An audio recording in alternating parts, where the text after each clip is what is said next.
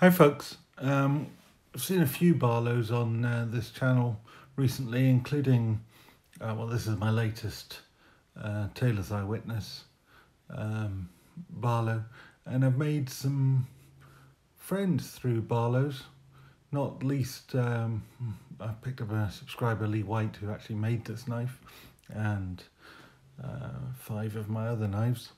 But also I've made a friend in America through Warthogg, who also collects these knives and bought a couple of Taylor's Eyewitness knives on my recommendation, and thankfully they turned out to be, you know, real gems. So I was really pleased about that. But he was also pleased to make my acquaintance and sent me a gift without any, you know, obligations or whatever. It was purely a gift, and that was of this knife, which is a very, very beautiful Morgan toothpick. Absolutely stunning little knife. Now, I've done a video on this, so I'm not really going to go through it too much again. Safe to say, obviously it's a medium toothpick. It has its 2002 100th or centenary commemorative toothpick from Morgan. That's all on the blade in gold, which I could well be gold. It's quite common in German knives as gold plating on the blade. It's in staghorn, mother of pearl shield on it, keystone shield. Beautiful quality of knife, very well made, very lovely. I found out subsequent to the video I did on it, this is a patent number in a very similar style to the way that Great Eastern Cutlery do them. I can't remember exactly what they all stand for, but obviously we've got the date 2002, and the pattern is to do with a pattern number, how many blades it's got, and the blade shape and so forth. Anyway, and the point of all of this though is this knife was sent to me as a gift. Now, I didn't ask for anything in return. It wasn't a trade, it wasn't a sale or anything like that, but you know, when somebody does something nice like that, I like to do something nice for them. And something that Warthogg has been saying for a while he was looking for was a Stag handled Barlow, because he loves his Barlows, and he wanted one with a Stag handle. Well, I couldn't find a Taylor's Eyewitness one. I tried very hard, but he does do them. I found one that belongs to somebody else, but none were sort of available. But I did find this, and this is another Sheffield Barlow from the maker Wright, or Arthur Wright and Sons. They've not been around as long as Taylor's Eyewitness. In fact, I think they started business in about 1947 or something like that, so post-war. And then they don't have the quality of a Taylor's Eyewitness. That being said, this is a pretty good example in Stag. You know, it's nice and tight, there's no gapping, which is lovely. The Stag to the bolster, pretty good actually. I mean, when you blow it up really like this, you can maybe argue there's a very slight gap, but honestly you'd have to be pretty picky to complain about that. The only thing that, you know, is probably a reasonable nitpick is the fact the blade is pretty much off center. I don't think it's quite rubbing, but it's pretty close to it.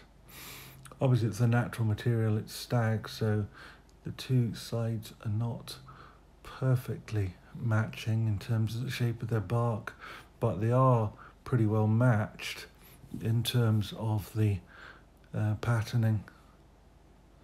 You know, they're not two completely different deer that they've come off. They've got a slightly elongated bolster, maybe not as long as a Tailor's Eyewitness bolster, but in terms of overall size, it's pretty much about the same.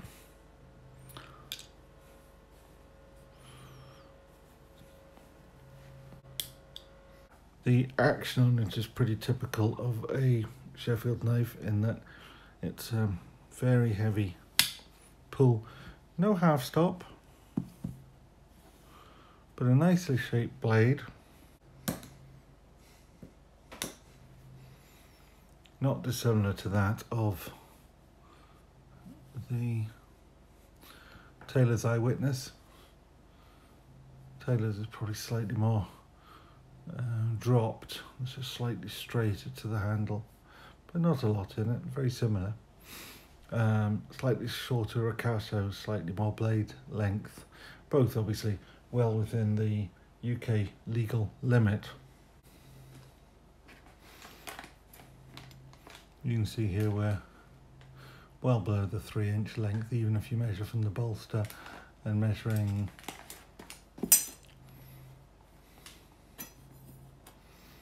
just the cutting edge to the end, you're talking about 2.5. So it's perfectly legal to carry in the UK. Not that this matters, because this one is going off overseas to America, where I don't think anybody really gives a damn.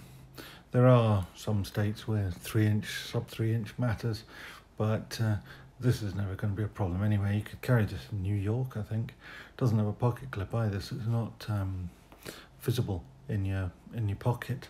So it's a polished blade, maybe not quite to Tailor's Eye standards, but it's, you know, it's a nice shiny blade.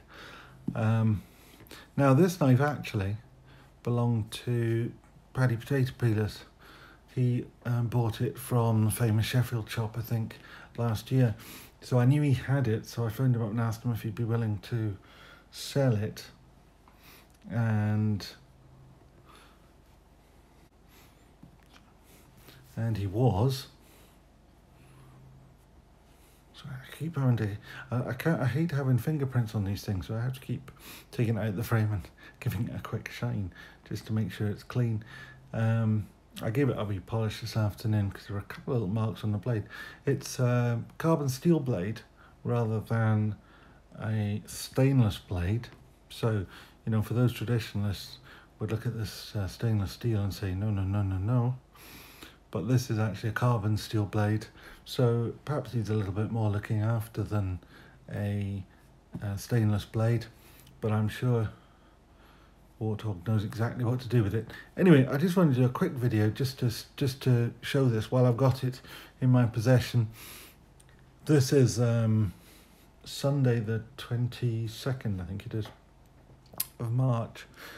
This will be going off in the post as soon as I can get to a post office. If I can get to a post office early in the week, that would be great. This coronavirus thing is getting horribly close to home, so I'll try and get it off as soon as I can. But I wanted to make a video so that it's ready to go when the first opportunity to get it to the post office. Okay, so there we are. Thank you very much. This is the Arthur Wright Barlow in Stag, and it's going off to Warthogg. If you like this stuff, please tick the thumbs up box, and if you're not already subscribing, please subscribe. Thank you very much. Bye.